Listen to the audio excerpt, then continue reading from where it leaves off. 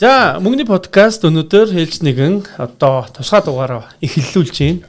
Тэгээд манай өнөөдрийн битүүрийн санхүү мөнгөний тухай маш сонирхолтой сэдвээр ярилцах болно. Тэгээ манай өнөөдрийн зочин бол Ихатын чулуу компани үүсгэн байгуулагч захирал Ариун Болд. За өдрийн мэнд. За баярлалаа. Та бүхэндээ өдрийн мэнд хүргэе. За тэгээд их сонирхолтой ягаад чи ингэдэг нэг санхүү мөнгөтэй холбоотой асуудал яриад явж байхад яг энэ мөнгө төрхтэй холбоотой асуудал чи ингээд улам хөврөөл, улам л ингээл гүнзгийрэл те. Тэгээ бидний заримдаа гээгдээд орхигдуулсан эсвэл анзаараагүй зүйлүүд хүртэл Монголд бас илүү чухал шүү гэдгийг мэдрүүлсэн тийм уулзалтыг өөртөө чинь хийсэн гэж би боддог.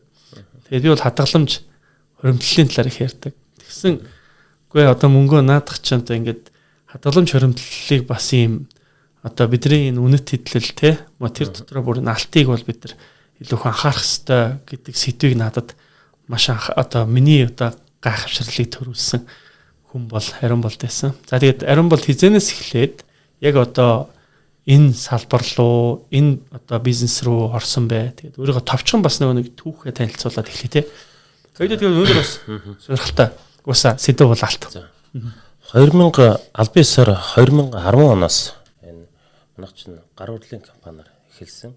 Тэгээд одоо бол за автомашин, за бусад одоо барилга олон бизнесүүдийг хийж байгаа. Нэг л төрөл нь одоо энэ алт, мөнгө, үнэт чулуу, живэлрийн төрөлд ордог. Тэгээд ягаад энэ сүүлийн 15 жилийн хугацаанд гар урдлал болон үнэт эдлийн салбарт ажиллахаар нэг хамгийн одоо нийт ард түмэн мэддэггүй зүйлийг олж мэдсэн. Одоо та бол хуримтлалын тухай ярьдаг. За ямар банкнд хийх тухай, банкны өгөөж нь хэдүүлээ тийм ээ. За дунджаар нэг өнөөдөр 12 байгаа. Гэвч засгийн газраас зарлж байгаа инфляц өөрөө 9.3% байгаа. Зарласан инфляц. Одоо хэдүүлээ бүгдээрээ сэжиглдэг хүмүүс шүү дээ. Тэгээд зарлаагүй инфляц нь хэд байгаа гэж тийм. Барилгын салбарт бол 21% дэж байна. Барилгын салбар ч. Гэтэл өөрөө 9.3% чинь нөгөө нэг банкнд та 100 сая төгрөг авчиад эх жил 109 сая 300 мянга голгоо буцаагаад авна гэсэн чинь инфляцт хэдүүлчихнэ. Тэгээд таны зөвлөд байгаа нь өөрөө хоримтлч өөрөө нэмэх нь хүү өгөөж авцрах уугүй гэдэг асуудал. Тэгээд сүүлд нь бид нар үнэт хэдэл дээр нэг анзаарсан юм бол алт ерөөсөө 2019 оноос за 22 оног дуусал ковидын дараах шинэ дэлхий гэдэг зүйл гарч ирсэн. Тэгээд бидний нэг хятадаас шум хятад нэг залуучууд 1 грамм алт гээл авдаг боллоо гэдээ яриадсэн шүү дээ. Тийм. Тэгээд бид нар судалгаа хийгээд тэгээд ягаад бид нар ч нөгөө өнөөдөр нэг алт чин өдөр болгон минут болгонд өөр үнэтэй. Тэгээд үнэн нь өсөх юм бол алтан эмэг бөгж үнэтэй зардаг. Тэгээд хямдрах юм бол буцаа хямдрах юм болгож зардаг. Гин анзаараад байсан чи сүүлийн 3 жилд алт дунджаар 35% өссөн байна. Сүүлийн 3 жил үү те? 35% те. Сар болгон жил болгон 35% өссөн. Жилийн 35% өсөлт туссан. Тэгээд Монголд 35% өсөлттэй хоримтлал юу вэ те? Яг хөө те. Тийм боломж одоохондоо байхгүй л. Гэхдээ байх тэр нь алт. Тийм алтыг тооцвол гэсэн үг. Алтыг тооцвол. Тэрнээс алтыг мэддэггүй юм байлаа харин гол нь. Тийм одоо яг үн тийм. Одоо ингэж бодглохлоор ийм байгаа юм. Би одоо өмнө нь бол санхүү менежментээр мэргэжлэр төгссөн. Тэнгууд манай хичээл дээр юу заадаг вэ гэхээр яг ингэж мөнгө гэж өвөө гэл ингээл хичээл эхэлдэг түүхэн. За тэнгуудаа тэр мөнгийг юу ард нь баталгаажуулдаг юм гэхээр алт баталгаажуулчихсан гэдэг байхгүй. Энэ түүхийг тухай сонсоол.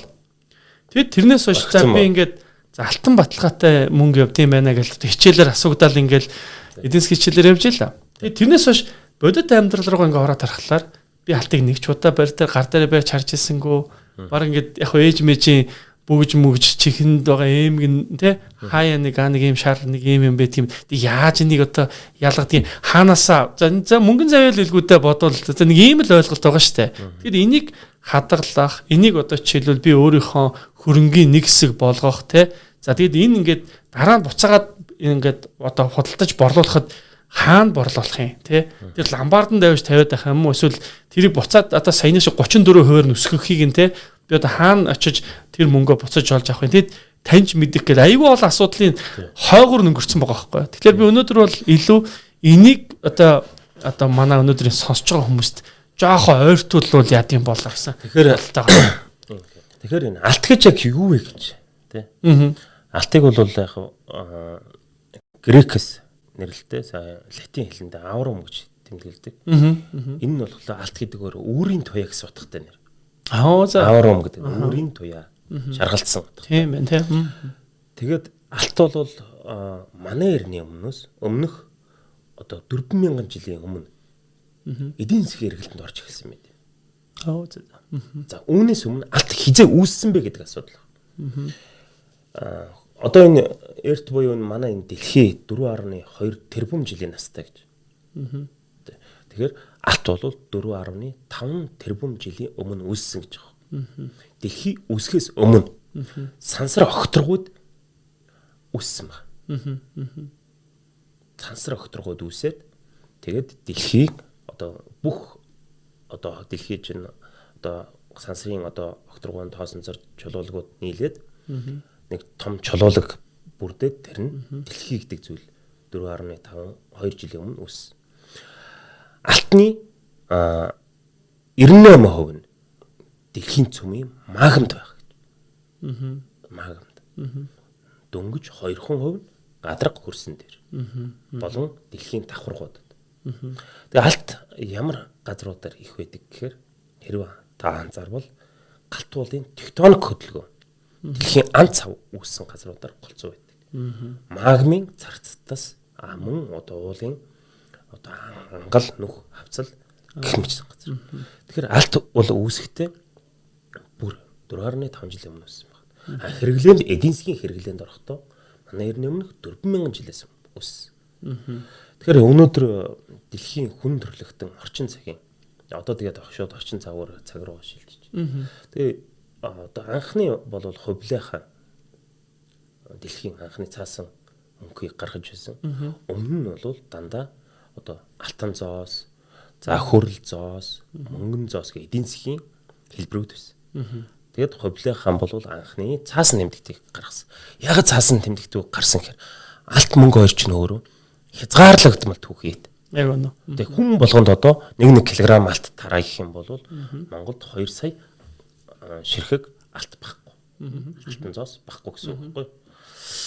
Тэгэхээр илүү хэрэгцээтэй хүртээмжтэй болгохын тулд цаасан мөнгө рүү шилжсэн болж өсч байгаа. За тэгээд дэлхийн хүн төрлөختөн тий одоо Европын харанхуй эрен зүүн гэдэг байгаа шүү дээ.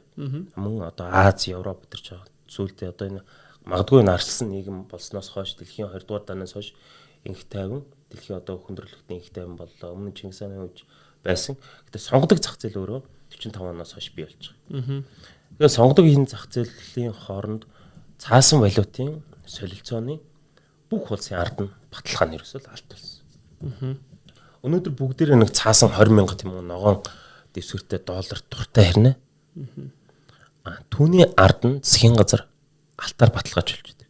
Монгол банк яах гээд жил болгон ингээд алт их хэмжээгээр худалдаж авдаг гэхээр инфляци эсрэг дээрээс нь алт хэдийн хэмжээгээр авна төөргөн илүү баталгаатай байна. Өнөөдөр Америкийн доллар яагаад их хүчтэй байх юм? Тийм ээ. Дараа нь одоо Герман, за фунт стерлинг гэх нэг Европын мөнгө нэмэгдүүд байна те. За дараа нь юан яагаад хүчтэй байгаад байна те. Японы мөнгө нэмэгдэлт яагаад хүчтэй байгаад байна. Энэ улсууд хамгийн их бит алтны нөөцтэй. Форекс бол бит алт гэдэг нь одоо тэдний төв банкнд нь бодиттой байгаа гэсэн. Тэгээд доллар унлаа гэхэд төгрөг шиг болохгүй байхгүй. Яг гэвэл дэлхийн хамгийн их алтны нөөцтэй нь Америкийн нэгдсэн улс.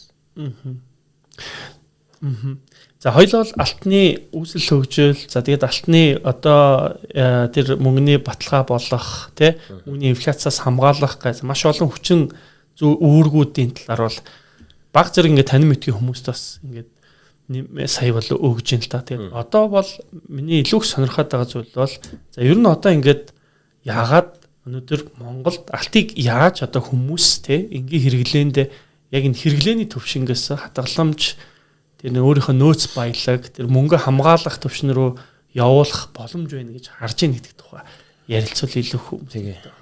Тэгэхээр Монголд өнөөдөр алтны соёл байхгүй гэж хэлчихэд болно. Байхгүй гэд хэлчихэд ерөөсөө тэгэнгүүт одоо нэг хэсэг улсууд одоо тий бит явах за тэр өчнөө байна гэх байх. Гэтэ нийт масаараа алтны соёл байхгүй. Эрэгтэй хүмүүс яадаг вэ гэхээр алтны соёл байхгүй учраас тэд нар нэг алтан бөгж амьдралдаа дараагийн авдаг юм нэг гайгүй санхүүгийн боломжтой болоод тэр нэг алтаа яах тэгээ болоо. Гуравч хөрөхгүй байх үстэй. Алтан бөгж нэг ширхэг алтаа яах ингээл дуусаа. За эмэгтэй улсууд бол илүү яадаг вөхөр алтан эмгэнүүд гэдэг олон төрөлтэй болчихж байгааз. За тэгэнгүүт алтан бөгжнүүд гэдэг юм чад олон төрөлтэй эмэгтэй нараа гайгүй. Гэхдээ л алтны соёл тэгэл дуусч байна.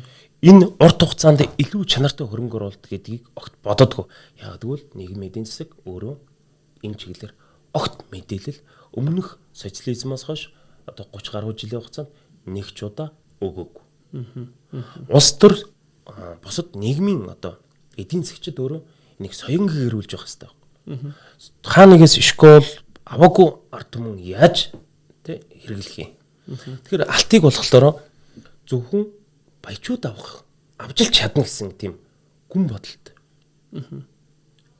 Өөрөө ингээд 15 саяар 30 саяар машин авчаад машин бол жил болгон ингээд ханшин 15%-аар унжидаг.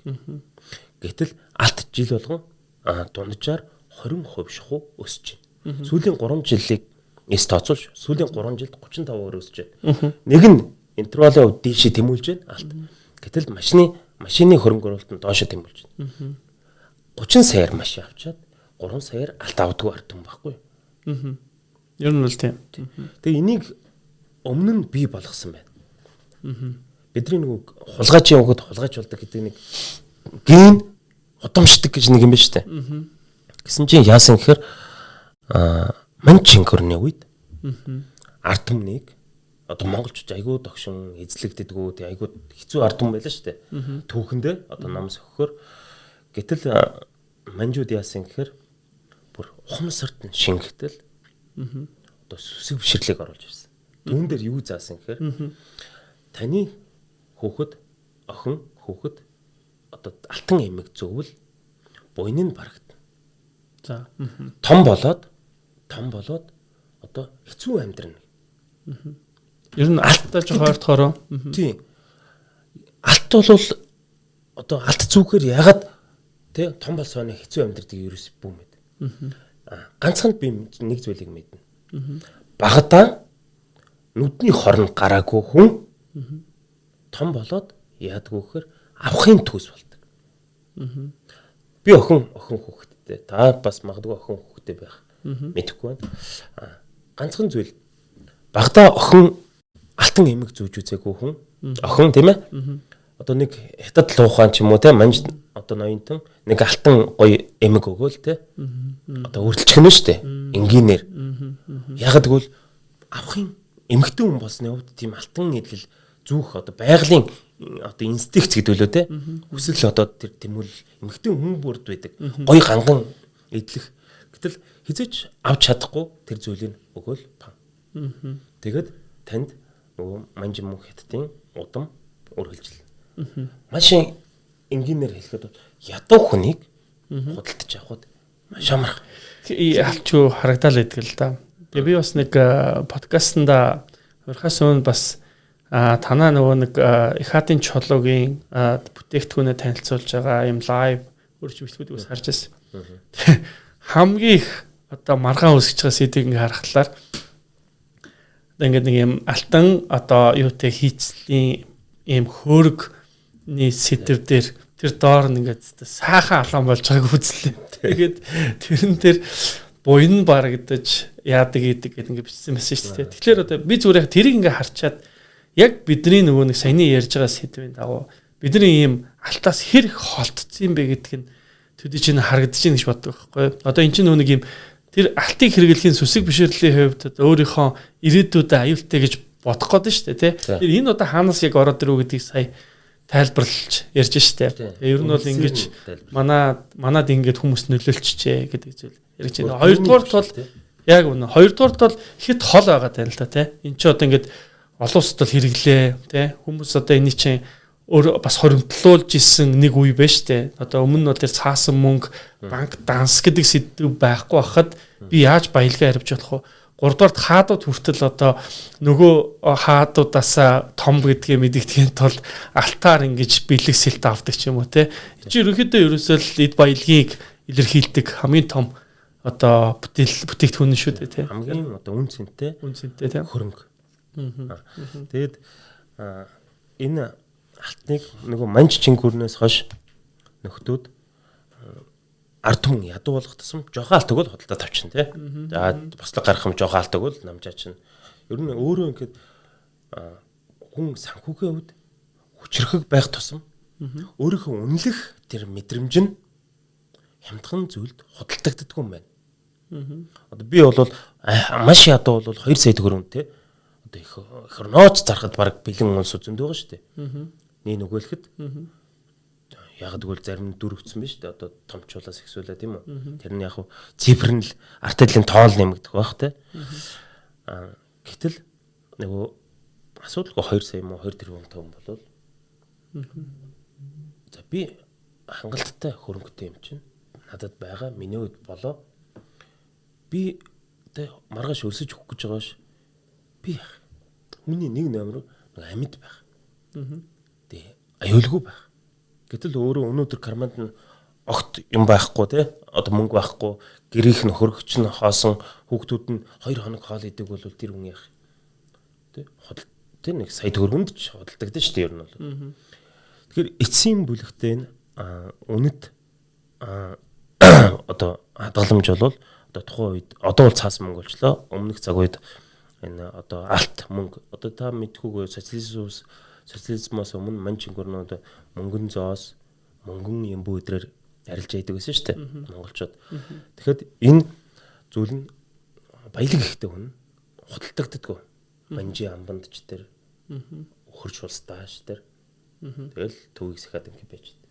Өнөөдөр ч гэсэн бодит амьдрал дээр тийм төрийн албаагчийн тухай бас зарим нөхцөлд ярьж илсэн төрийн албаагч одоо Монголын авилгалын индексээр 121-д байна гэдэг. Тэгэхдээ яагаад индекс ийш хойш байгаа тэгэхээр нийт ард түмэн хөнөг л дансанд мөнгө байхгүй тэ холбоотойгоор л авилгал авч байна. Тэр нь одоо тодорхой индексээр ингээ харагдаж байна гэдэг бол тэр чинь худалдагдаад байна гэсэн. Ядуу байгаагийн үндсэн шалтгаан байна. Дээрээс нь одоо та бас өмнө нэг ярьсан мөнгөний боловсрал, хоригдлын боловсрал мэдээж энэ бол тал бүрээс мэдлэг өгөх хэрэгтэй л байна л та.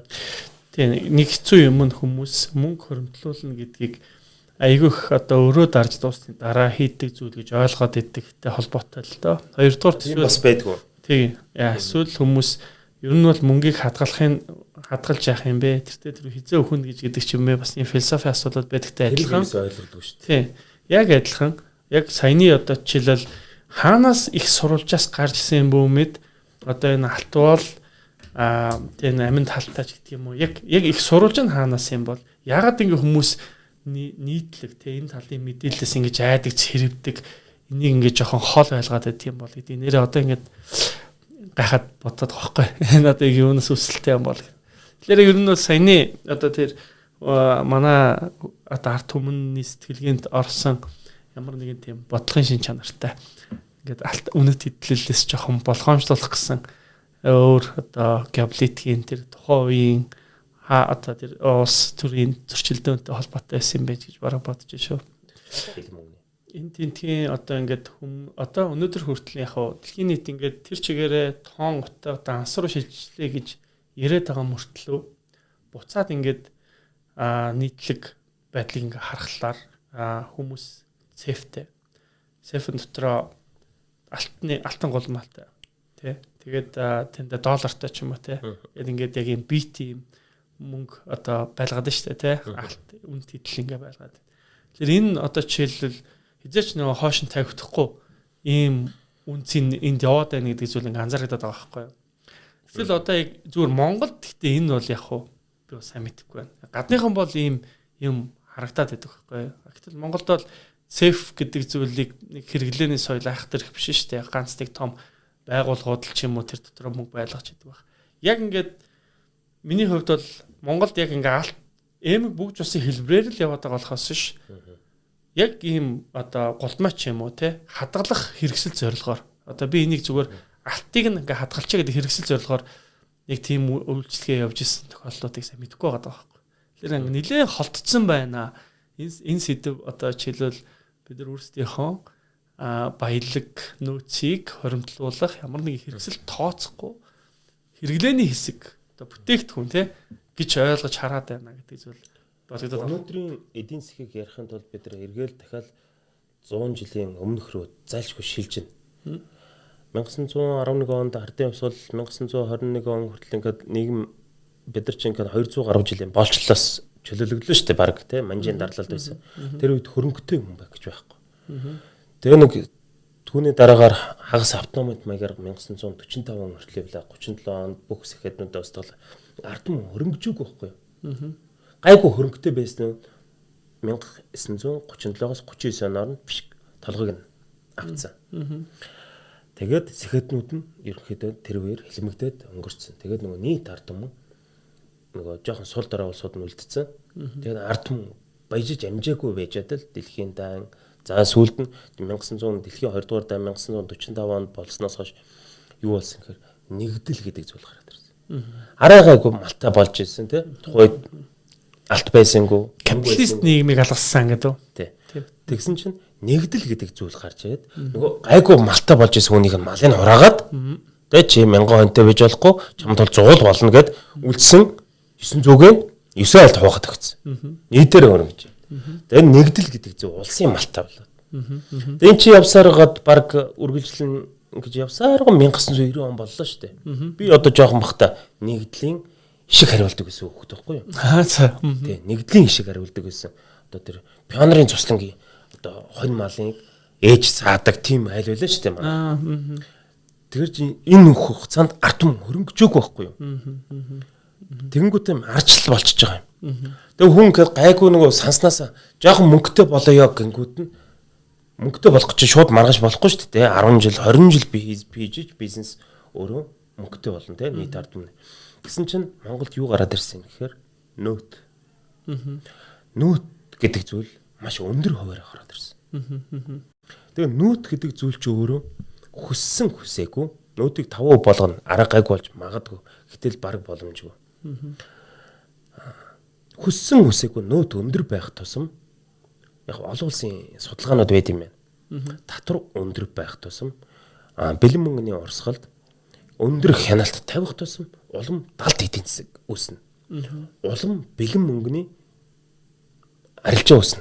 За цаасан мөнгийг устгахчлаа одоо юугаар арилжаа гэх юм бол алтаар, газраар, ханшин ундгүй зүйлсүүдээр арилжаа хийж эхэлнэ. Тэг чи нэг арга бодоход би хоёр арга бодно. Бид нар ч бүгдээр ард түмэн юм чинь.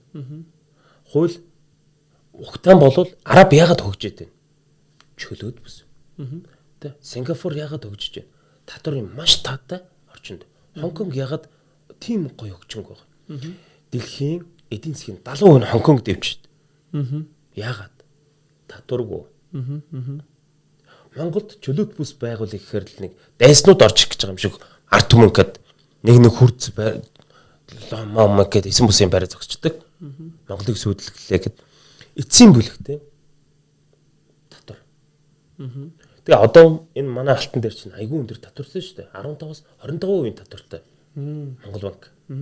Энэ Монгол банкыг энэ хуулийг манай нөгөө томчуул зохиоцсон байгаа шүү дээ. Одоо битрээс араа авахын тулсууд.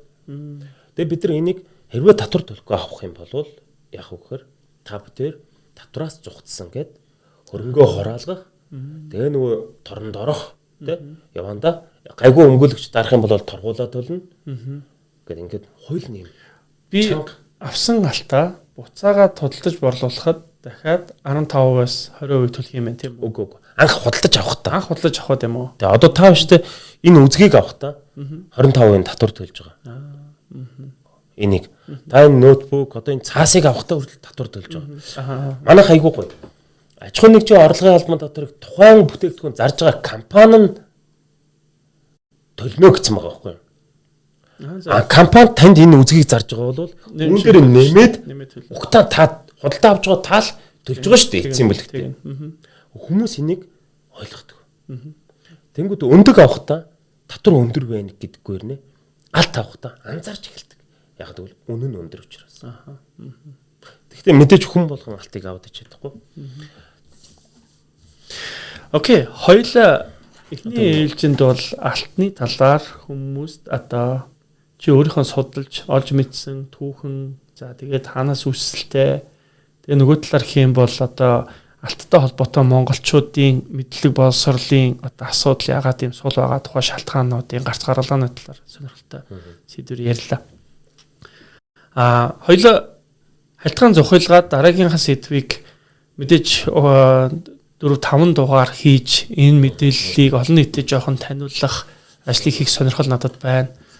Яг тэгэхээр би одоо ингээд санхүүгийн зөвлөгөө өгөхөд хүмүүст за таны хөрөнгө юу вэ гэдээ асуухлаар нөгөө нэг машинаа нэрлээд нөгөө юугаа нэрлээд байраа нэрлээд ипотекийн байрыг нэрлээд ингээд дуусчдаг байхгүй. За газар таал газараа нэрлээд. Тэгээд тэнд байгаа үнэт хэллээ тэр хүн ямар нэгэн хөрөнгөд тооцдоггүй ч юм уу тийм л биш ба. Гэхдээ дараа нь ингээд ярьжсэн өнөөрэ бас нэг жоохон хит хитэн бөгж юм байгаа штэ гэдэг ч юм уу те гэдэг юм яриад. Тэгэхээр надад энд бас нэг төрлийн чухал хөрөнгө шүү дээ гэдэг одоо мэдрэмж ингээд орж ирж байна л да. Энэ танд ямар тийм өөр үнэт идэл юм бэ гэдэг талаар. За тэгэхээр би зүгээр тэр утгаараа ингээд дэлгэрүүлээд ярих хэрэгтэй хаа гэж бодож чаа. Энэ дээрээс нэг юм дараагийн сэдвийн цухас наа талын сэдв болгоод ярих зүйл. За ингээд гэртээ ингээд алтан мөнгөн аяга өрцсөн айлууд байна. Гэл цуглуулаа л гэдэг. Бэлэг сэлтгэлээр л нөгөөдгөө авчирдаг. Гэтэл энэ дээр ч одоо дахиад нэг асуудал үүсэж эхэллээ шүү дээ. Алтыг ингээд мэдхгүй учраас алтны хэрэглээ бага учраас таньж мэдэж авч шалгах асуудлууд нь хүндрээд эхэлчихлээ шүү дээ. Тэгээ хаанаас авах юм те. Ингээд тэгээ нөгөө нэг юм миний санджаагаар бол зах дээр ингээд нэг юу савх өмссөн ах нарын арх өнөртүүлсэн ах нарын түүх их штэ. За надад нэг юм би тууцсан ингээд. Тэгээд энэ гоё надад алтан хямдхан өгчээ гэдэг.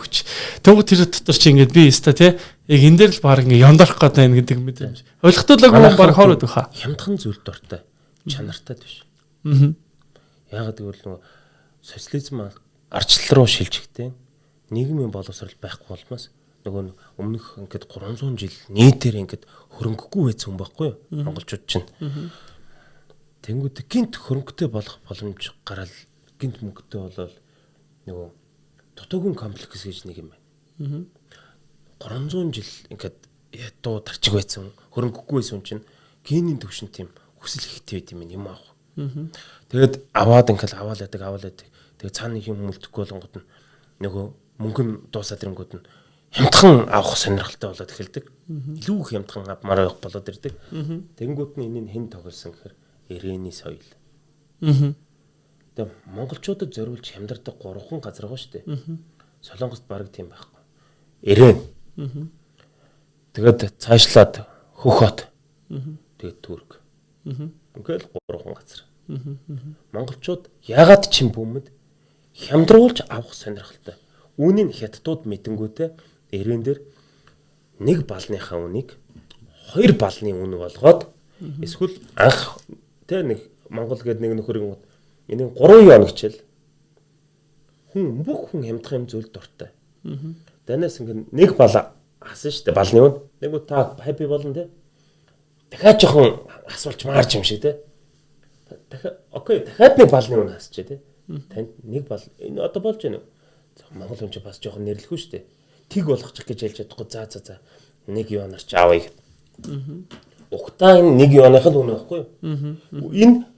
Энэ философи нь одоогоороо үнэт эдлийн зах зээл дээр алт мөнгө хоёр хизээч хямдардаггүй тухайн өдрийн ханшаараа л зарагддаг байхгүй юу? За. Үүн дээр тухайн улс орны тодорхой хувь хэмжээ бүтээгдэхүүн үйлдвэрлэгчийн ашигын коэффициент нэмэгдэл үн гардаг.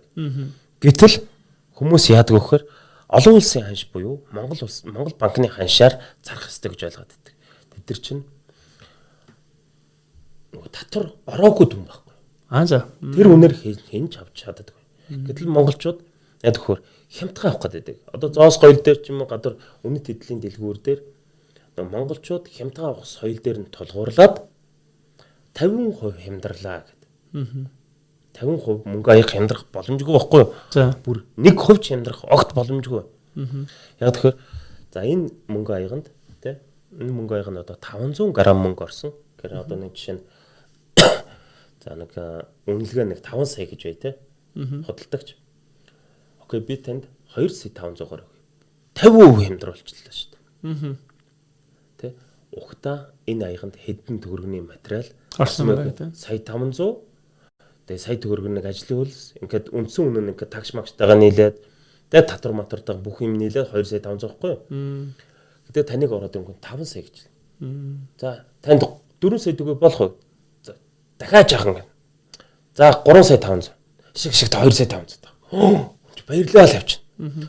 Хэдэн грамм тэ үнцэнтэй зүйл хэдэн валю нь одоо энэ аягны үнцэн юунда байгаа гэхээр металланда л байгаа байхгүй юу? Металл нь хэд орсон бэ гэдгийг мэдгүй. Хэдэн хувь хямдарсанд нь ач холбогдол өгдөг. Тэгэл алтан дээр 20% хямдарсан гэхээр би бүр гайхаад дэлхийн зах зээл дээр огт хямдардгүй юм л Монголд л хямдраад байгаа байхгүй. Би бүр огт. Тэнгүүд яаж юм нэхэ Монголын нийт мэдлэггүй ашиглаад 916 мөн одоо 750 сорцтой ингээд алтнууд шүү дээ. Одоо сорц багтаа алтнуудыг хятадд захиалгаар хийлгээд монголчууд бас монголчуудаа ингээд өндөр ашиг олохын тулд бас хорлож байна. Алтны уусмал дүрээд 999 алтны уусмал дүрэнгүүд яг 99 шиг болно. Тэгээ хятад, Турк, Солонгос эдрийнх нь өнгө нь маш сайн арилдаггүй. Тэнгүүд нөгөөд чинь нэлээд олон жил зүүж жагаад буцаагаад зарах болсон чинь. Өө наадах чинь 99 биш үү? Сони юм да наадах ч 99 л гэж авсан да юу лээ гэл. Тэгэхээр бид нар энэ алтны бизнесийг явуулахын тулд бүр олон улсын төвшөнд судалгаа, анализ, дата хийжээж явуулдаг. Тэнгүүд манайх одоо 1 gram gold гэдэг алтны хоримтлалын сонгодог хэлбэрийг Монголд нутагшуулах гэдэг оруулж ирж байгаа. Гэтэл оруулж ирж байгаа гэдэг нь яг одоогоор ийм аппликейшн дэлхийд байхгүй. Өнөөдөр хятадын 22 оноос хойш сар болгон 400 сая хүн 1 грамм алт авдаг болсон байна. Албан бос тоо. Гэтэл тэн дээр нэг тон статистик ярихаар энэ уг нь их чухал дата байхгүй. 1989 он буюу ардчлал нийгэм Монголд шилжих үед хятадын нийт ард түмэн жилийнх нь алтны хэрэгцээ 1 тоннож. Өнөөдөр Монгол улсын алтны одоо жилийн Монгол банкны хамгийн топ худалдаа авалт бол 20 тонн шүү дээ. Монгол улсын. Гэтэл Монгол улс хэдэн 100 сая дахин их хүн амтай. Хятад 80 онд ганцхан тонн. Тэгээ 2009 онд оюутлогоо гэрээд зурагддаг жил гэсэн үг байхгүй юу? Хэд болсон гэхээр 300 тонн. Монголоос 300 тонн гэж боловч Монгол улсын 20 тонн штэ. Нийт ард иргэдийнх нь хэрэгцээ нь өнөөдрийн байдлаар 24 оны байдлаар 2 тонн. Дотор хэрэгэлдэг. Гэтэл хятад 2009-оос 24 оныг дуустал 815 тонн. Монголоос одоо хэд монголчууд жилийн их нь 2 тонн штэ дотоод хэрэгцээ. Гэтэл хятад жилдээ их одоо эх орноос олборлдог нь 377 тонн. Монголоос 180 шахуу дахин ихийг олборлдог. Монгол 20 тонн ч хүрэхгүй олборлдог. Тийм үү? Тийм байна. За тэгэнгүүт хятад дотоодын техник технологи үйлдвэрлэлтэй бас алт хэрэглэнэ. Одоо энэ утасны гар утсанд мөн одоо палад, скутер, одоо цахилгаан машинны удирдлагын их хавтанд алт орно. За мөн одоо пуужин шинжилгээ ухааны технологи хятад жилдээ 1200 тонн алтыг гаднаас импортоор эх оронд авдаг. Хятад улс. Хятад улсыг ягаад бид нар тэр хаа байсан Америк ч юм уу те эсвэл Орос ч юм уу эсвэл тэнд байгаа Японыг ярих хэрэггүй. Одоо дэлхийн зах зээл урд байгаа учраас бид нар чинь одоо ирээний соёл тамчи хятадаа л ярий те. Хятад дэлхийн алтны зах зээлийн 16-аас 20% дангаар эзэлдэг. Ихэнх нь алтан хоримтлал. Нөгөө нэг ковидоос сурсан ганцхан зүйл.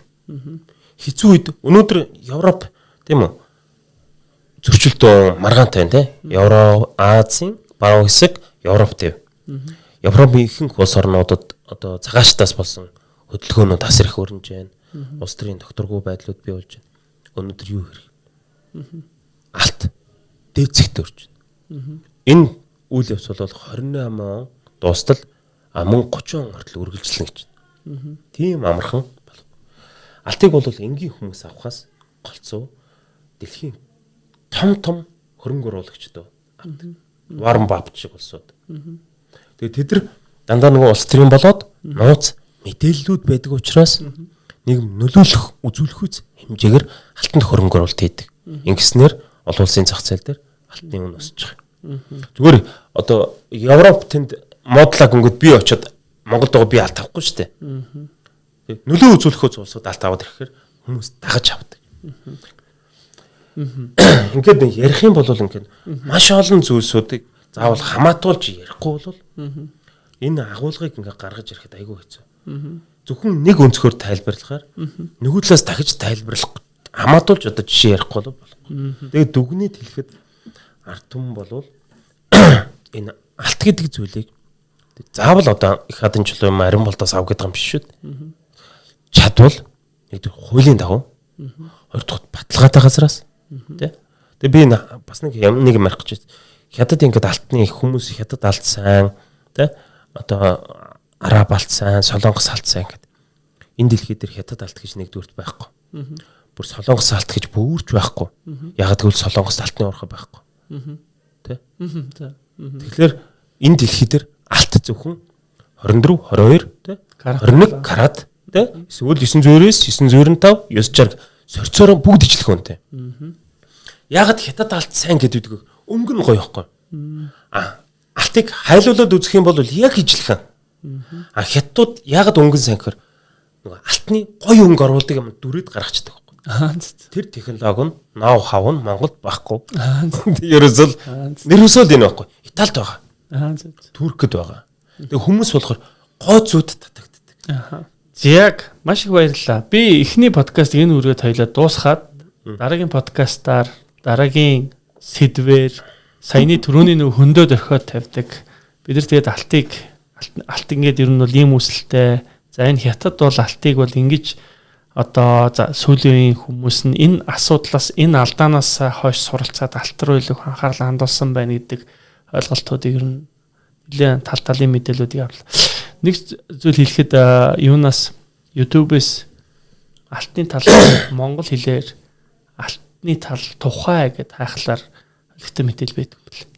Яг тэгэхээр бүүмэд зөвхөн энэ ямар нэг ютубер ч юм уу одоо хин нэгэн тий судлаач ч юм уу ярьсан одоо мэдээлэл хуваалцсан юм болохгүй байхгүй. Тэгэхээр тэгтлээ энэ сэдвийг орхигдуулсан сонирхоогүй ингээд нууц хэлбрээр одоо баг газраас олдохдоо маш ховор гэдэгтэй адилхан мэдээлэл нүртэл маш ховор байгаад байна гэдэг зүйл харагдсан. Тэгээд би энэ одоо битээр өнөөдрийн подкаст жоохон ч гэсэн хүмүүст мэдээлэл өгч байгаа гэдэгт итгэж байна. Би ч гэсэн өөрөө одоо ингээд нэг төрлийн сургалтын суугаад сууж штэ. Тэгээ яа тэр энэ салбарын хүн маш их судалсан зүйлийг ингээд сонсоод баярлалаа гэж хэлмээр байна.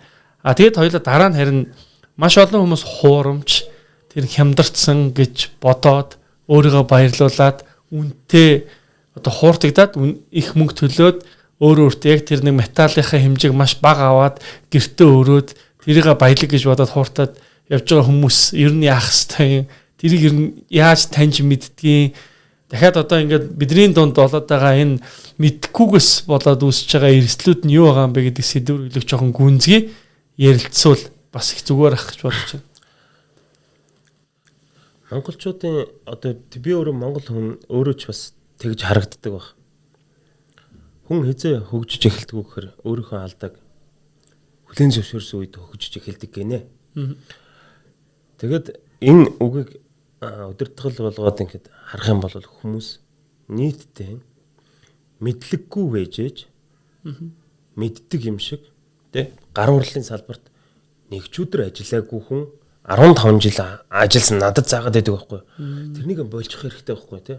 Хоёулаа одоо тий баг насаараа хотод амьдарчаад өдөө малчинд очиод заагаад иж болохгүй. Тэгэхээр аль болохоор салбарын мэрэгсэн ёс зүйтэй буух эзэн буцах хаягтай газарт хандж явах хэрэгтэй.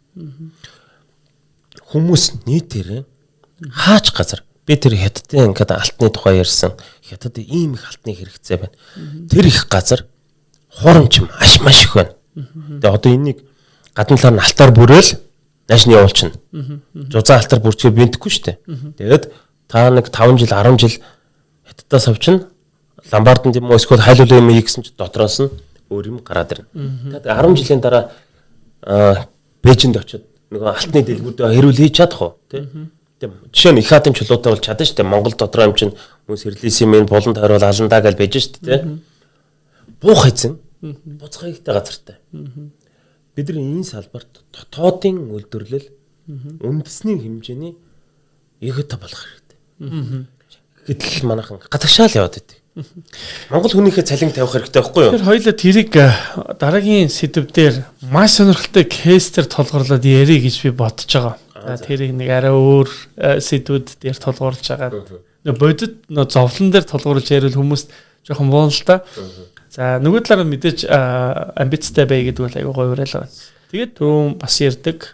Та бүхэн бас тэр аппликейшнийг бас сонирхоод татаад үзээрэй. Тэгээд ер нь өөрийнхөө хуримтлалын тодорхой хэсгийг бас алт руу оруулах боломж бас байгаа юм биш үү гэдэг ийм одоо юг санал болгож байна. Тэгээд энэ угаасаа нэг олон хүнд угаасаа хүртэх бас боломжгүй гэдэг ингээд ийм мэдээллүүд бас яригдчихэж байгаа. Тэрийг бас та бүхэн ойлгосон байх гэж бодож байна. Ер нь бол яг нөгөө нэг яавал хамгийн их эрсдэл багтаагаар мөнгөө ингэж байршуулах вэ гэдэг хүн болгон хайж байгаа. Энэ төрөл дотор хуримтлал дотор та бас алтын хэлбэрээр өөрийнхөө хадгаламжийг бас байршуулах боломж бас байгаа шүү гэдгийг өнөөдөр подкастаараа та бүхэнд бас хүргэхийг гэрмэлцлээ. Тэгээ тэрнээс суур мэдээлэл өгч зорилгоор мэдээллийг хуваалцлаа. Таны тусгай дугаарт оролцож байгаадаа баяртай байна. Тэгэд энэ манай энэ 1 gram gold аппликейшнийг би таниулах зорилготой нэг талаасаа. За.